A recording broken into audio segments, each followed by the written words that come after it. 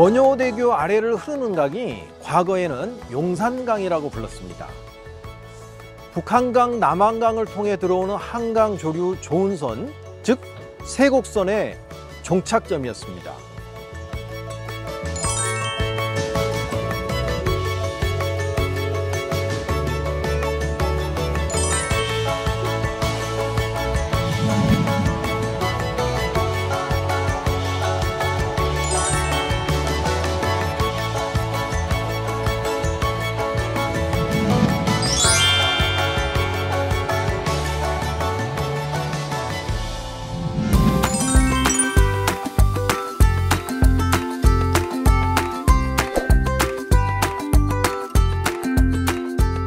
용산은 한양 도성으로 운반하는 세곡선이 활발하게 드나들게 되니까 자연스럽게 여러 관영 창고가 들어서게 됩니다. 먼저 군량비를 저장하기 위해 설치되었던 군자감창이 있었고요. 훈련 도감의 군인에게 급료를 나누어주는 벼령창, 그리고 삼남의 대동미를 수납하는 강창고 등이 있었습니다.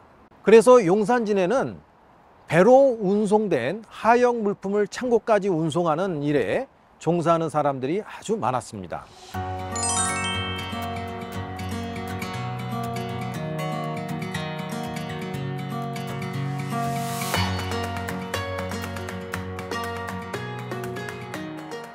이곳은 만초천이 한강 본류와 만나는 곳입니다. 만초천은 무악재에서 발원하여 이곳 원효대교 북단에서 한강으로 흘러들어갑니다. 옛날 이 냇가에 넝쿨이 무성한 풀이 많아 만초천이라는 이름이 붙여진 것인데 1957년 복개가 되어 지금은 원래 그 모습을 찾아볼 수가 없습니다. 만초천에는 과거에 개가 많이 나서 밤에 비추는 개잡이 불빛이 용산 팔경의 하나로 꼽힐 정도로 장관이었다고 합니다.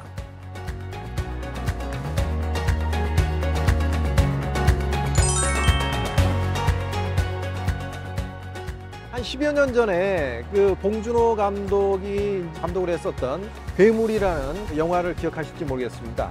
미군 기지에서 비밀리에 사용했던 약품을 강물에 흘려보냈는데 이 약품으로 인해 정체 모를 괴물이 생겨나서 한강에 출몰한다는 그런 이야기죠. 그 괴물이 서식하던 하수구가 다름 아닌 복개된 만초천입니다.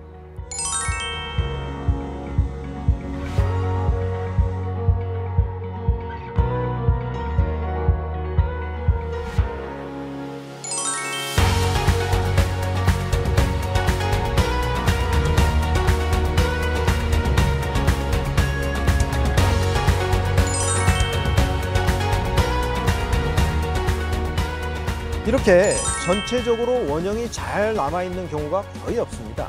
한강변의 보기 드문 역사 흔적물입니다.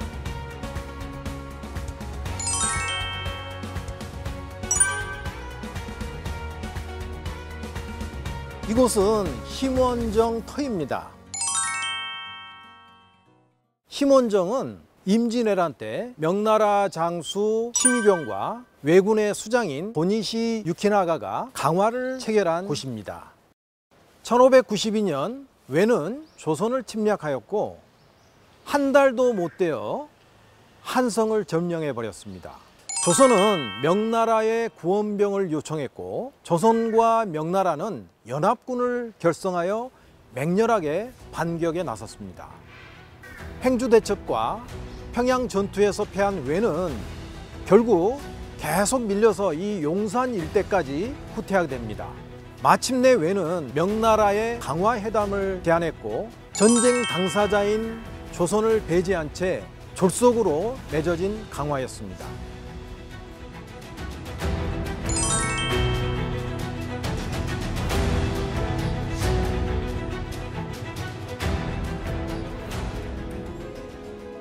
이 심원정은 고종 때 영의정을 지낸 조두순이 별장으로 소유했을 정도로 그 풍광과 규모가 대단했던 곳입니다.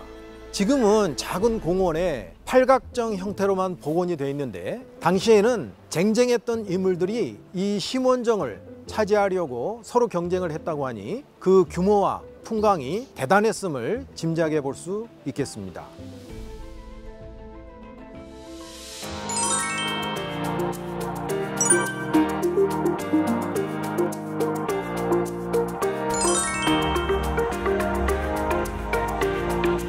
서울 시내 전차는 대한제국 선포 직후인 1899년에 처음 개설됩니다.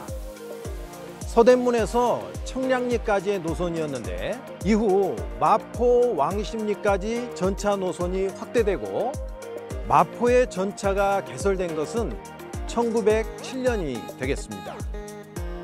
1936년에는 복선화를 추진할 만큼 이 마포에는 유동 인구가 많았던 지역이었습니다.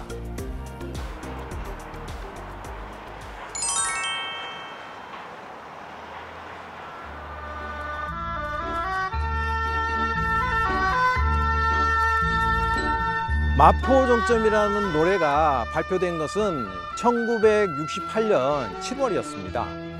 그런데 아쉽게도 그해 11월 30일이 서울 전차 운행이 완전히 종료된 때였습니다. 마포 전차가 개설된 지 69년 만의 일이었습니다. 밤 깊은 마포정점 갈 곳 없는 밤전차 비에 젖어 너도 섰고 갈 곳 없는 나도 섰다. 강 건너 연등 막차 운행이 종료되면 주변이 쓸쓸했을 겁니다.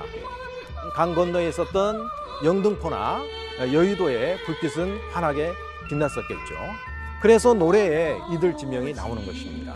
1960년대 후반에 서울의 모습이 잘 담겨져 있는 이 마포정점이라는 노래는 서울 미래유산으로 등재되기도 했습니다.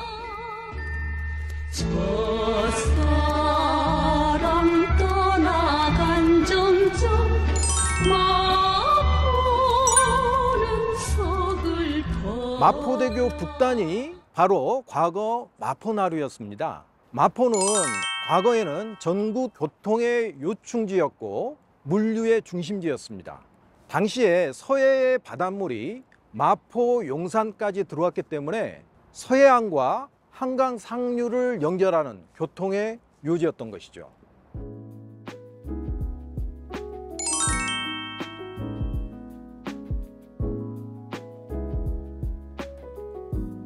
경강 중에서 가장 번성했던 상업의 중심지가 바로 마포였습니다.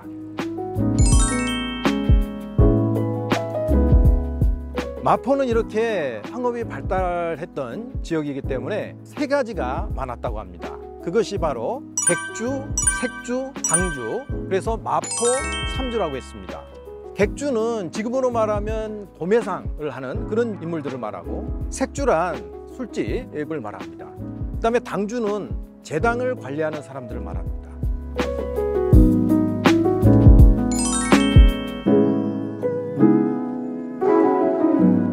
도시의 경제적 부는 바로 여가와 소비로 이어집니다. 조선 후기 마포에만 술집이 700곳이나 있었고 술 제조용 쌀만 1년에 수만 석이 들어갈 정도였습니다.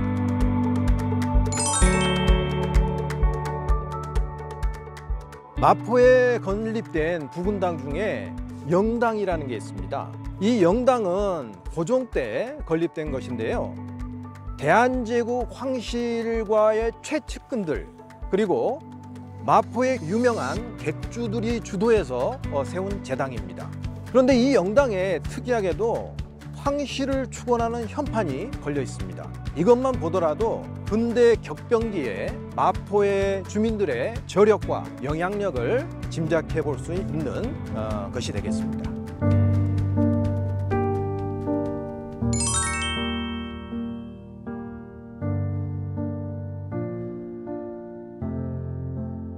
(1910년대) 서울의 1년 미국 소비량은 25만 석이 넘는데 이 중에 3분의 1은 한강 수운을 통해 집화되었습니다. 그중 마포의 물량이 가장 많았다고 합니다. 1900년대 마포는 미곡을 보관하는 그런 미곡 창고, 그리고 미곡 상점들이 빽빽하게 들어서 있었습니다. 미곡 유통의 중심지였던 것입니다.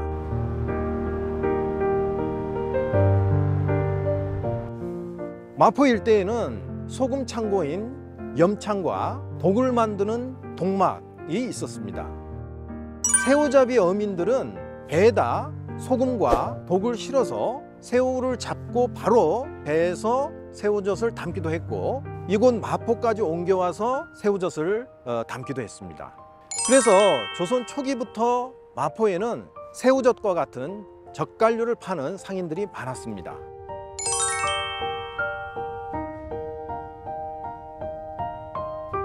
한강은 오랫동안 서울을 관통해 흐르며 우리와 함께했습니다.